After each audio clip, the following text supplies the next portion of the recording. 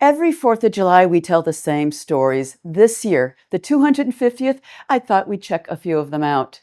Fireworks, real. John Adams envisioned them in a letter the day before the Declaration was even signed. Philadelphia delivered. 1 year later, 13 rockets in all. Confirmed.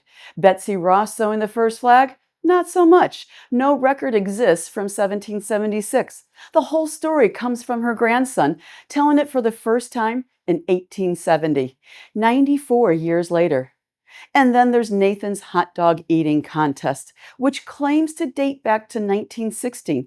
It says so right on the mustard belt, except the man behind the story admitted in 2010 that he made it up.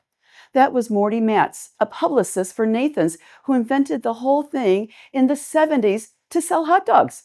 There's no contest on record before 1972. And how about Thomas Jefferson?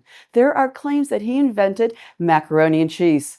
Clearly, he did not, but he did have a pasta machine shipped from Naples, and there's a recipe in his own hand.